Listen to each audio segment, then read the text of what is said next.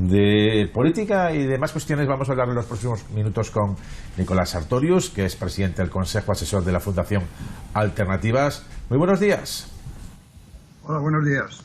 Primero, sobre esto de las elecciones que estamos viendo en Galicia y en el País Vasco. En Galicia parece que todas las encuestas dan con muy ganador a Alberto Núñez Feijóo, que mantiene un discurso más moderado que la línea central de Génova. Incluso se dice que ha prácticamente ocultado al máximo sus logotipos del Partido Popular. Y en el País Vasco vemos la situación contraria, una alternativa en este caso, coalición PP-Ciudadanos, y con muy buenos pronósticos para el candidato auspiciado por Génova. ¿Usted qué interpretación hace de esto?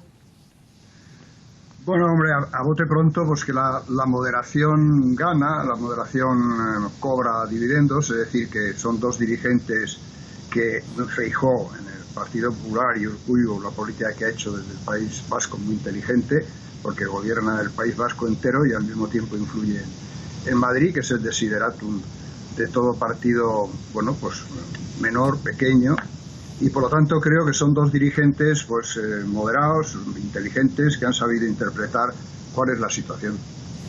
Usted sigue muy ligado al mundo de la política y de las ideas políticas, está en esa fundación que antes citábamos, Fundación Alternativas, pero ya desde el tardofranquismo usted se dedicaba a esto de la política, incluso antes, ya estaba embarcado en la lucha por las libertades democráticas cuando en España no las había. No sé si ha tenido mucho tiempo, imagino que sí, en este confinamiento de meses para reflexionar sobre el momento actual de nuestra política en España. ¿Cómo lo ve usted? Bueno, vamos a ver, creo que estamos pasando un momento muy difícil, todo el mundo está de acuerdo en eso, dificilísimo, pero sin embargo empiezo a ser más optimista que hace unos meses. Y soy más optimista, sin ilusiones por supuesto, porque una cosa es ser optimista y otra cosa es ser un iluso, pero el optimismo viene de tres cosas que me parece que son relevantes en este momento. Yo creo que ha habido un avance importantísimo a valorar, que son los acuerdos del diálogo social. Yo creo que eso ha sido de las cosas más importantes que han sucedido en estos meses. Si no hubiese sido por los sindicatos, por comisiones obreras, por UGT, por la COE, por la CEPIME, que han llegado a acuerdos muy relevantes en el diálogo social, las cosas estarían mucho peor. Y yo creo que ha sido un factor de estabilización, de estabilidad, importantísimo para nuestro país, que además ha arrastrado de alguna manera a otros actores. El segundo elemento, que me da cierto optimismo, aunque todavía la piel del oso no está, no hemos cazado al oso, es el apoyo que puede venir de la Unión Europea, ¿no? A mí, desde principios, no sé si lo recuerda Xavier, dije que la clave de toda esta situación era la actitud de la Unión Europea.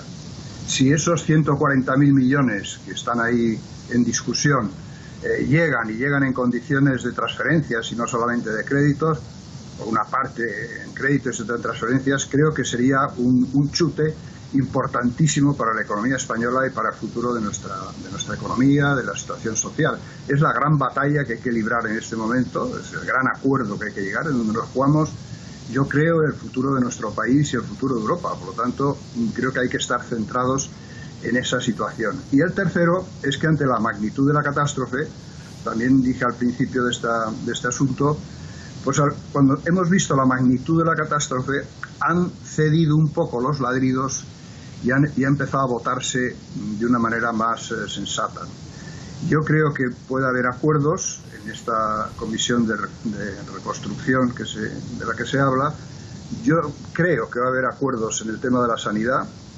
Sería un disparate que no lo hubiera. En el tema también de Europa hay muchas posibilidades, porque siempre que hay mucho dinero encima de la mesa, pues hay una tendencia a ponerse de acuerdo, ¿no? Pero creo que va a ser difícil en los temas económicos y sociales, ¿no? Sobre todo por el tema de los impuestos, que si quieres pues hablamos de ello. Te pregunto después por los impuestos, pero antes, por su experiencia, en estos tiempos, que habrá tenido en estos meses y semanas mucho tiempo para leer y analizar. Mucho se ha escrito en la prensa sobre si el gobierno ha sufrido o no un intento de derrocamiento por determinados poderes fácticos del Estado o próximos a partidos políticos concretos. ¿Usted cree que esto ha sido así, que ha habido un intento de acoso y derribo, o no, que forma parte de lo habitual? Bueno, una cosa es acoso y otra cosa es derribo. Y yo creo que la palabra derrocamiento me parece un poco exagerada, ¿no? Porque creo que en una democracia pues no habría que dar un golpe, vamos, para derrocar a un gobierno. Es decir, si tiene una mayoría y ha ido manteniendo esa mayoría en todas las votaciones que ha habido, siempre ha sacado las cosas adelante. Yo creo que lo de derrocamiento no me encaja para nada. Y el tema del acoso, sí, claro, el acoso lo ha habido y muy duro. Ha habido un intento de desgaste durísimo, pero bueno, yo creo que ha fracasado.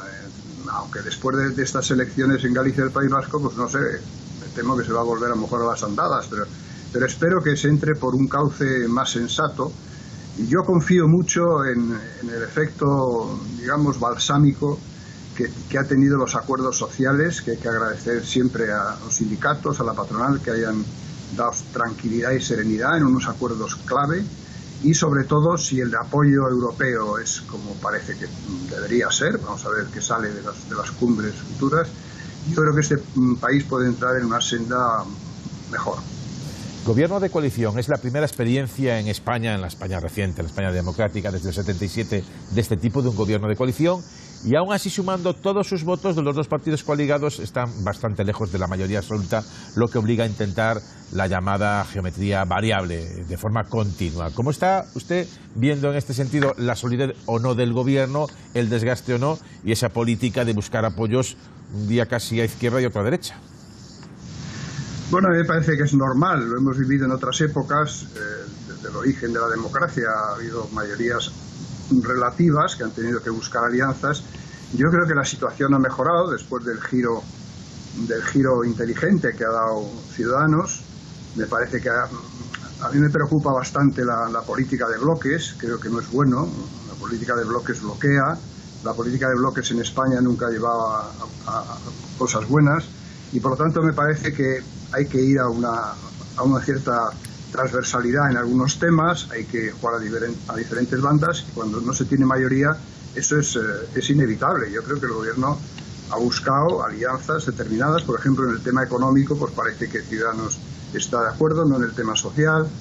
En fin, hay que ir buscando, porque hay quien se cierra, pues Esquerra, que entraba dentro de lo que era la mayoría de la moción de censura, pues bueno, pues resulta que tiene ahora elecciones, entonces es posible que se desmarque, entonces hay que buscar otras alianzas. Yo creo que el gobierno en lo fundamental lo está haciendo razonablemente bien, en una situación dificilísima, la más difícil que hemos vivido en España desde la guerra civil, desde la democracia, y por lo tanto me parece que tampoco se puede pedir peras al olmo, ¿no? Es decir, creo que está haciéndolo razonablemente bien, que va buscando sus mayorías y que está afrontando cosas tremendamente difíciles en una situación global, europea, pues inédita. Por lo tanto, hay que tener una cierta visión un poco a más largo plazo, ¿no?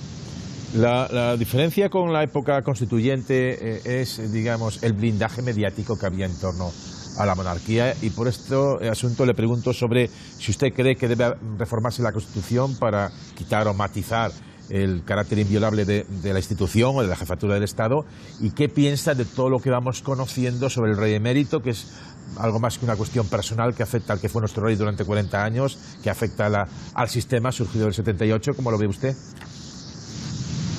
Bueno, son varias cosas lo que me pregunta, ¿no? Es decir, empezando por el final, todas las cuestiones que afectan al rey emérito, pues es lamentable. Hay que partir del principio de presunción de inocencia, como todo el mundo, pero bueno, parece que los hechos que aparecen son realmente bastante lamentables. Otra cosa es el tema de la reforma de la Constitución. Yo creo que sería bueno hacer una reforma de la Constitución, pero no creo que el tema de la monarquía deba entrar en esa ecuación. Creo que la reforma de la Constitución sería bueno hacerla para culminar, por ejemplo, todo lo que es la cuestión territorial. Yo creo que sería muy bueno ir hacia fórmulas más federales. Se ha visto claramente en la pandemia, por ejemplo, con las reuniones semanales de los presidentes de las comunidades autónomas, de la Conferencia de Presidentes. Esa es una institución eminentemente federal y, por lo tanto, creo que ha funcionado, que ha sido muy importante esas reuniones. Sin embargo, España es un país cuasi federal, y yo siempre digo que no se puede ser toda la vida cuasi algo. En la vida hay que ser algo. Y entonces hemos estado pues entre una situación de cierta no terminando un Senado pues que no es una Cámara territorial, unas competencias que no están bien diseñadas, una financiación que es un caos. Es decir, tenemos que arreglar el tema territorial. Y yo creo que hay que hacerlo en un sentido federal, como se ha hecho en otros países que funcionan muy bien, como puede ser Alemania, como puede ser Canadá, o puede ser países federales que son países que funcionan estupendamente. Creo que sería bueno culminar ese asunto. Ahora, el tema de la monarquía o república, yo creo que es lo que yo llamaría una maniobra de distracción. No nos distraigamos, no es el problema esencial que tenemos en este momento. Yo soy respublicano, que no es lo mismo que republicano. Yo quiero la república que funcione.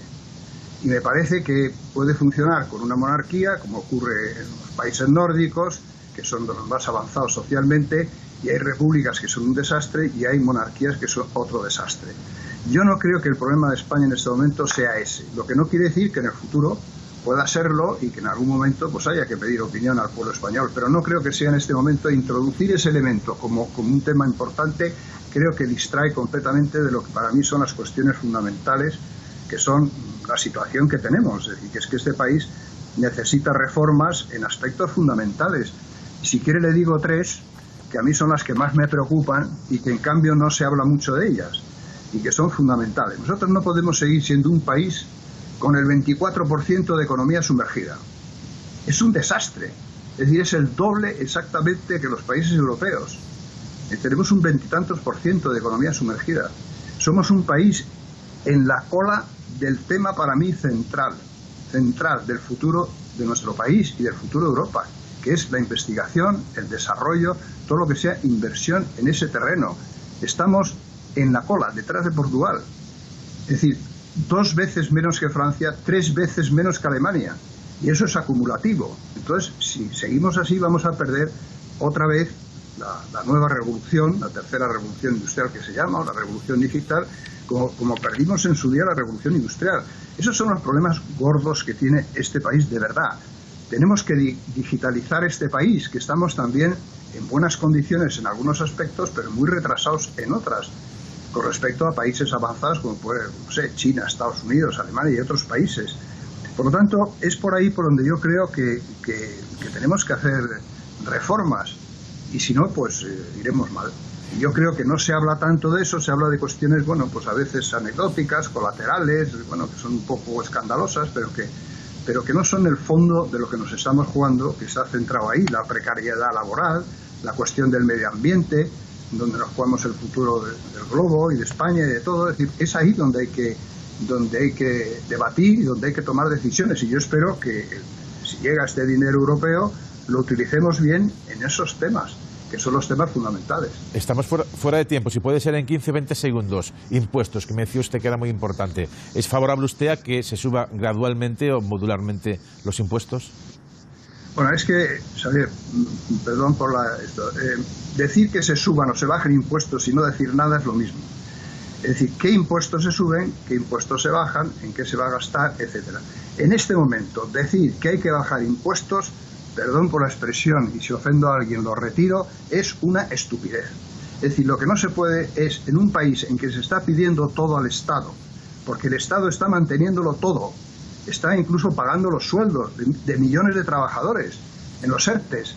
Es decir, que todas las administraciones, pymes, grandes empresas, autónomos, trabajadores, todo es el Estado, que el Estado tiene que acudir a todo. Y resulta que al mismo tiempo se dice, pero ni un duro al Estado. ¿Pero cómo es posible? ¿Cómo vamos a bajar los impuestos en España si tenemos una presión fiscal 7 puntos menor que la media europea y en el caso de Francia 12 puntos menor que Francia? Bueno, que en Francia planteen que hay que bajar algunos impuestos, lo comprendo, pero en España sería una catástrofe. Y además no se trata de subir impuestos en este momento. Si tú apruebas una cierta subida a algunos impuestos de las rentas más altas, etcétera, o de otras cosas, en este momento se va a aplicar dentro de un año y pico, es decir, no es ahora justo en este momento. Por lo tanto, yo creo que sí, que hay que hacer una reforma fiscal, porque nuestro sistema fiscal no es normal que esté dando el 35% de la presión fiscal. Pues aquí lo dejamos. Nicolás Artorius, presidente del Consejo Asesor de la Fundación Alternativas. Como siempre, muchas gracias por atender a la televisión pública. Muchas gracias a vosotros. Bueno, y fuera de tiempo ya, pero nos quedan unos segundos para el tiempo. Bueno, resumimos que hoy va a ser un día de calor, de mucho calor, calor canicular.